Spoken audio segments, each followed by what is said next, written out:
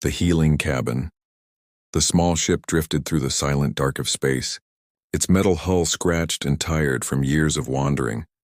Inside that ship, a single human man named Ethan Cross sat by the faint glow of a medbed, watching the weak pulse of the alien girl he had found in the wreckage. Her skin was pale silver, marked with strange glowing veins, and her breathing came slow, almost silent. Ethan had found her inside a crashed Dominion transport. The others called it junk, told him to leave it alone. But he had seen movement in one of the broken pods, a faint hand reaching out, a voice whispering, "Please, don't throw me away." That voice had stayed with him ever since. Now she was here in his cabin, surrounded by humming machines and recycled air. Her body was half covered in strange implants that looked like torture more than science. He didn't know what species she was, but he knew one thing. Someone had hurt her, and someone had decided she wasn't worth saving. Ethan leaned forward, wiping her forehead with a damp cloth. "You're safe now," he said softly, even though she couldn't hear him. "You're not trash." His voice was steady, but his eyes showed something deeper, pity and anger.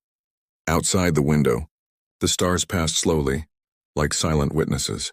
The ship's AI beeped a warning about low energy, but Ethan ignored it. He had given most of his oxygen and food rations to keep the medbed running. He didn't care, not after what he saw. After hours of silence, the girl's eyes flickered open. They were glowing amber, not like human eyes, more like molten light trapped in glass. She stared at the ceiling, then at Ethan, confusion and fear mixing on her face. "Don't move," Ethan said calmly, raising his hands to show he meant no harm. "You're hurt, you need to rest." She blinked, trying to form words. Her voice was cracked and dry. Why did you save me?" she whispered. Ethan smiled faintly. "Because you needed saving." Her brow furrowed. She didn't understand. In her world, things like her were created, tested, and discarded. Humans were supposed to be weak, selfish, dangerous. At least that's what the Dominion always said, but this one was different. "You're human," she said slowly. "Humans don't go near Dominion Rex." "Guess I didn't get the memo," he replied with a small grin. She tried to sit up, but pain shot through her side. The medbed lights flashed red. Ethan quickly placed his hand on her shoulder. "Easy now. You're safe here." She looked at his hand, rough, scarred, human, and then for a moment her expression softened. It was the first time anyone had touched her gently, without force or control. "What's your name?" Ethan asked quietly. She hesitated as if trying to remember. "Lyra." "Lyraton." "Lyra," he repeated, testing the sound. "I'm Ethan." There was a long pause. The hum of the ship filled the air. Lyra looked around the small cabin. Metal walls, old tools, simple living quarters. It wasn't much, but it felt warm. Something about the place felt alive. "Why do this?" she asked again, her voice trembling. "You don't even know me." Ethan looked at her, his eyes tired but honest. "You were left to die. That's all I needed to know." Her lips trembled. She turned her head away, trying to hide the tears that burned in her eyes. No one had ever said that before. No one had ever cared. Hours passed. Ethan worked in silence, adjusting her bandages, checking her vitals. Lyra watched him quietly, studying every movement. Every time she tried to speak, he just smiled and said, "Rest first. Talk later." For the first time in her life, she felt no orders, no experiments, no fear, just peace. Later, when he thought she was asleep, Ethan sat by the window, looking out into the black sea of stars. He thought about how many lives were destroyed by the Dominion's cruelty. How many beings were used and discarded? He clenched his fists. "They called her waste," he whispered, "but she's more alive than any of them." Behind him, Lyra's voice came softly, almost like a dream. "You stayed." He turned, surprised. "Of course I did." She looked at him with eyes full of quiet wonder. "No one ever stays," she said. Her voice barely a whisper. Ethan smiled gently. "Then maybe it's time someone did." The hum of the ship filled the silence again. Outside, the stars shone brighter, as if watching a tiny moment of hope bloom in the endless dark. For the first time since she was born, Lyra fell asleep not as a weapon, not as a failure, but as someone precious. And for the first time in years, Ethan felt like he had a reason to keep flying. The hunters arrive. The quiet inside the horizon didn't last long. The soft beeping of the medical scanner turned into a sharp alarm. Ethan's eyes snapped open and the ship's AI spoke in a low tone. "Warning, incoming trace signal detected. Source Dominion frequency." Ethan cursed under his breath. He rushed to the control panel, fingers flying over the worn keys. The monitor flashed with red dots. Trackers. Small drones closing fast. They had found her. Lyra woke up to the sound of alarms. Her eyes glowed faintly as she looked around. "What is it?" she asked weakly. "Trouble," Ethan said. "Your people sent company." Her expression changed. Fear mixed with guilt. "They don't send rescue ships," she whispered. "They send cleaners." Ethan grabbed his jacket, pulling open a small locker filled with old blasters and repair tools. He tossed one weapon onto the table. "Then we'll make them regret it." Lyra sat up slowly, pain shooting through her chest. "No, you don't understand," she said. "They'll kill you if they find me. They'll burn this ship just to erase me." Ethan stopped for a moment, staring at her. "Then we don't let them find us," he said. "You're not going back, Lyra, not while I'm breathing." Outside, the black emptiness came alive with streaks of light. Tiny metallic shapes appeared. Hunter drones, their eyes glowing crimson. Their scanners swept the void like predators sniffing for blood. Ethan switched the ship to manual. The horizon trembled as the old engines came alive. "Hold tight," he shouted. The small freighter spun between broken asteroids. Lasers flashing behind them, Lyra gripped the seat. Her body still weak, but her mind sharp. "You can't outrun them in this thing," she warned. "They're faster, stronger." "Yeah," Ethan said. "But I'm smarter." He flipped a switch, releasing 2 decoy pods from the cargo bay. The drones split, chasing the false signals. Ethan dove the ship into the thick debris field of an abandoned mining moon.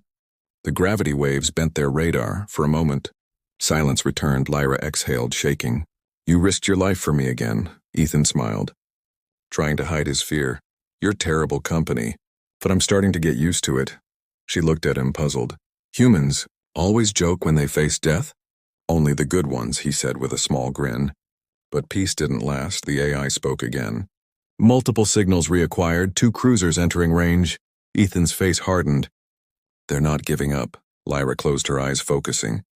Something deep inside her began to stir, a strange energy humming under her skin.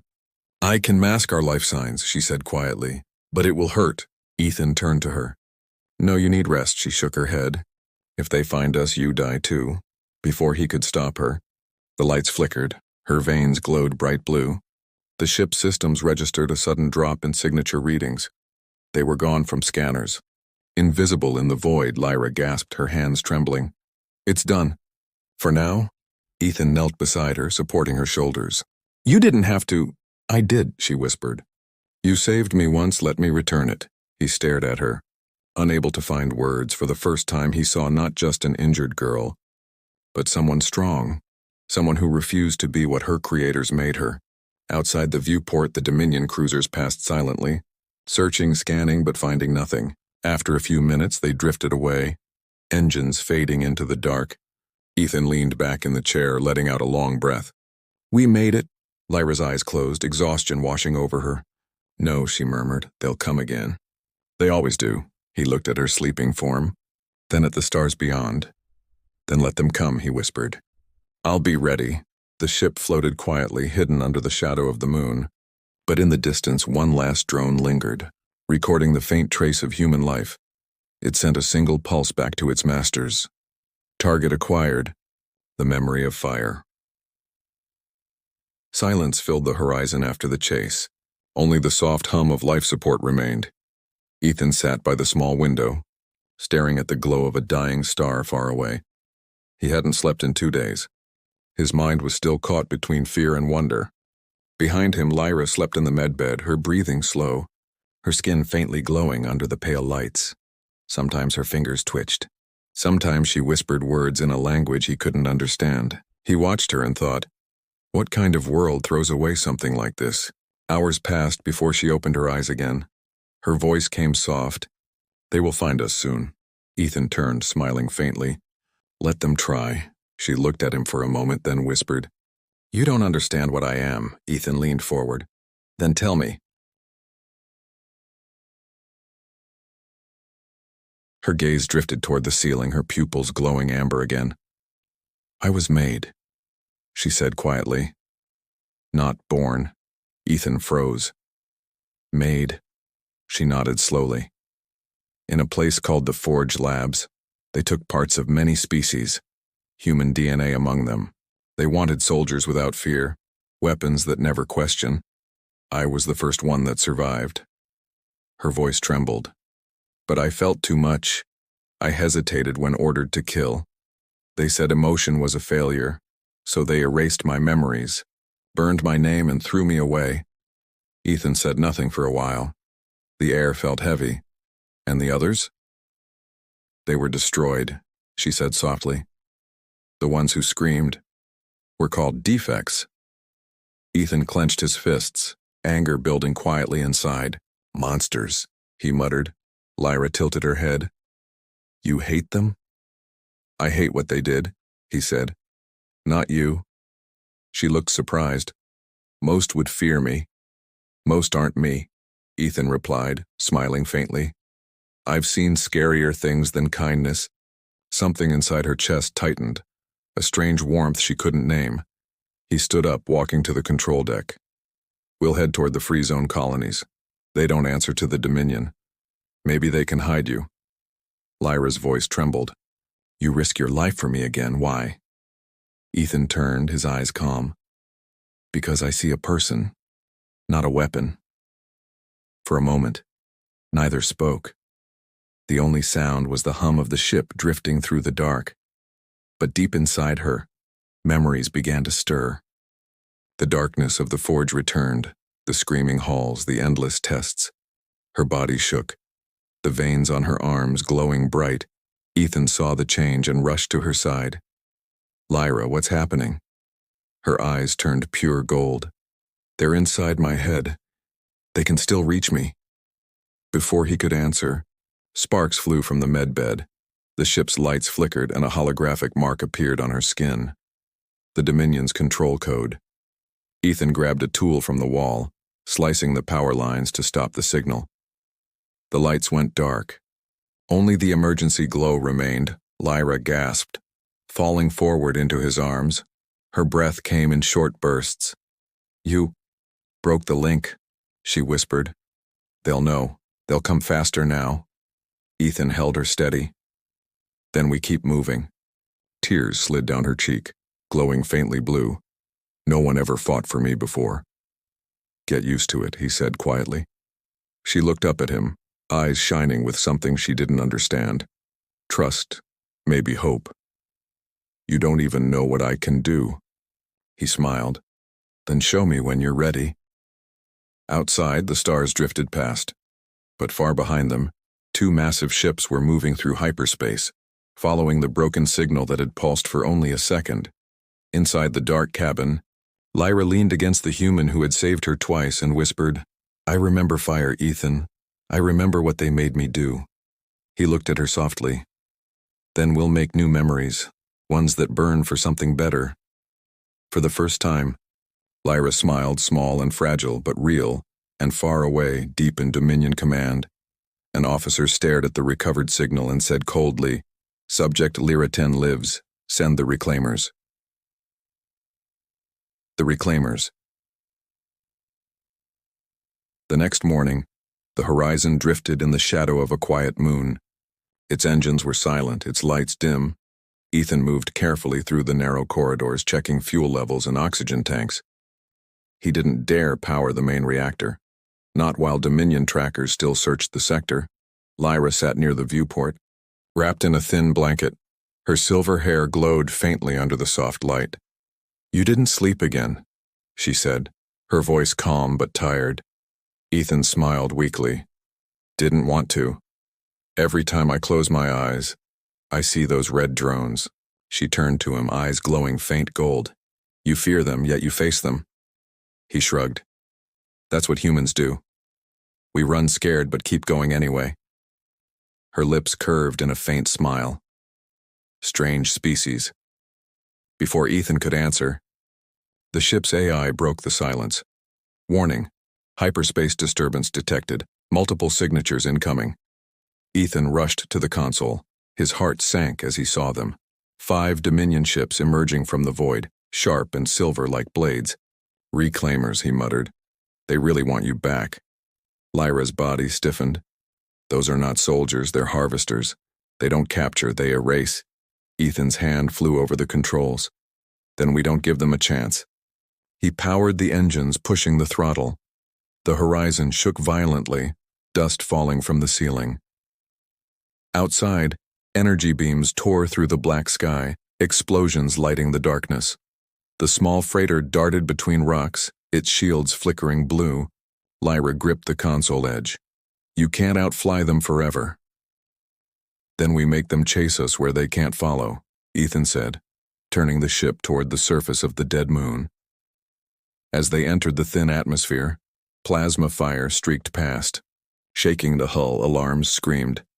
Hull breach imminent, the AI warned, Ethan yelled. Hold together, old girl. They crashed through a canyon of black stone and slid into a deep cave where scanners couldn't reach. The engines hissed and died, leaving only silence and the smell of burning metal. Ethan stood up slowly, bruised but alive.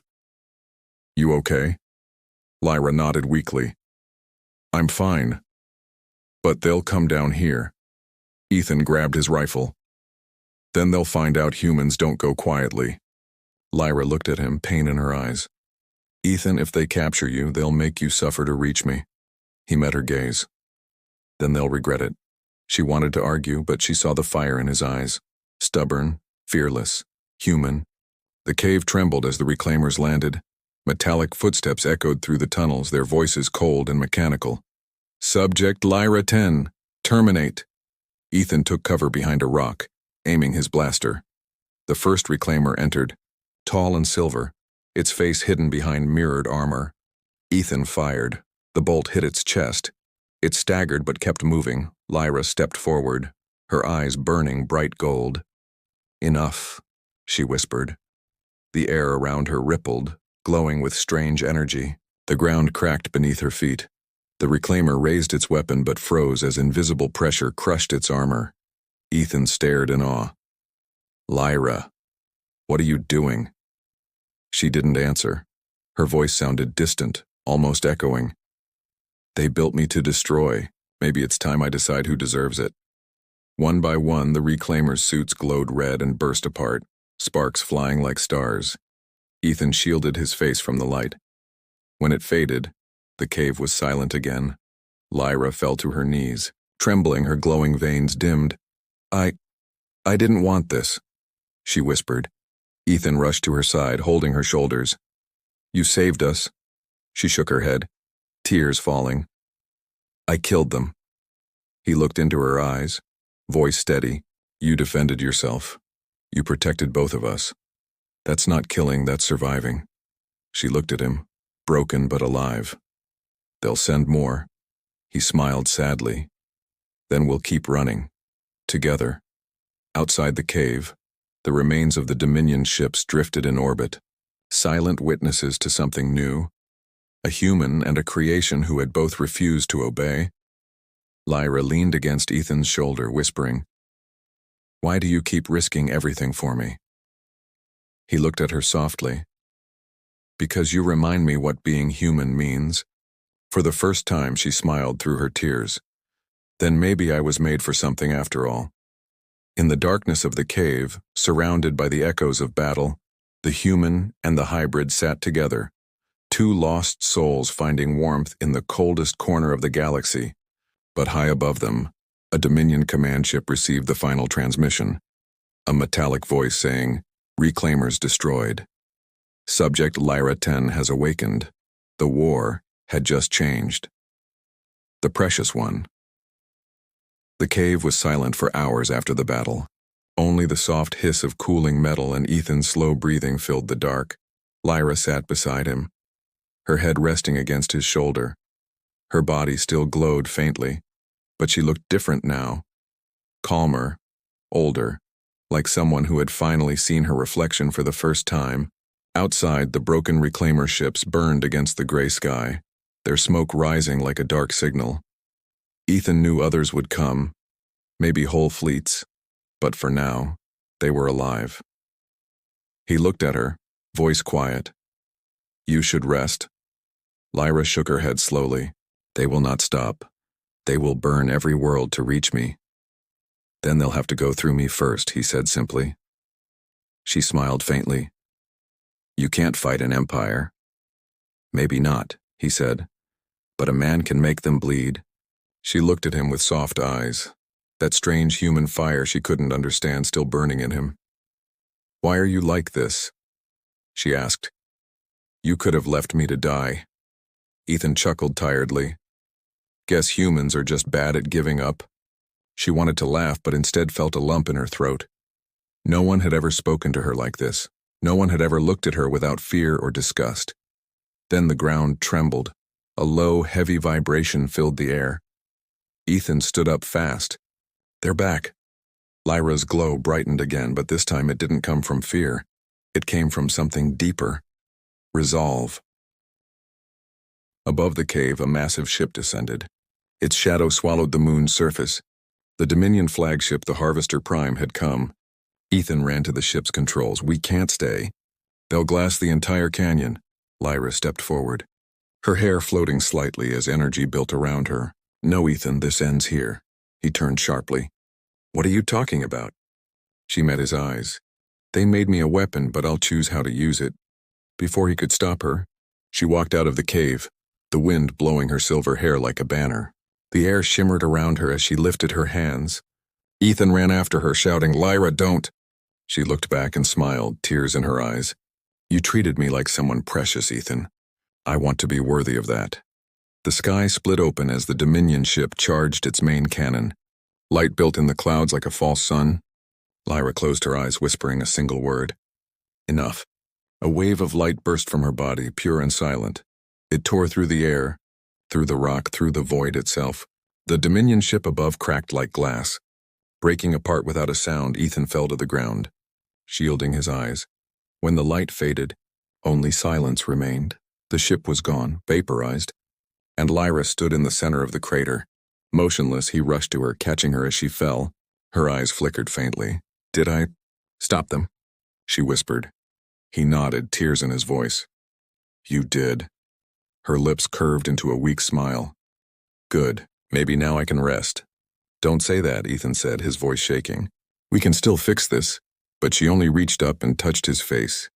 Her hand warmed despite the cold air. When they threw me away, I thought I was nothing, but you made me feel real. He held her close. You are real, Lyra. You always were. Her voice faded to a whisper. Keep flying, Ethan. Show them what humanity means. Then her glow dimmed, her body going still but peaceful. Ethan sat there for a long time. The stars reflected in his eyes. He buried her beneath the moon's surface, marking the place with a simple piece of metal engraved with her name. Lyra 10, Precious 1. When he returned to the horizon, he started the engines. The ship lifted slowly, rising toward the endless black. As the stars stretched before him, Ethan spoke softly. You were more human than any of us. And somewhere beyond the stars, a faint shimmer of gold light followed the ship, like a promise that she was still watching. The galaxy would tell stories about the human who fought the Dominion and the girl they called the Precious One. But Ethan didn't fight for legends. He fought for her, and that was enough.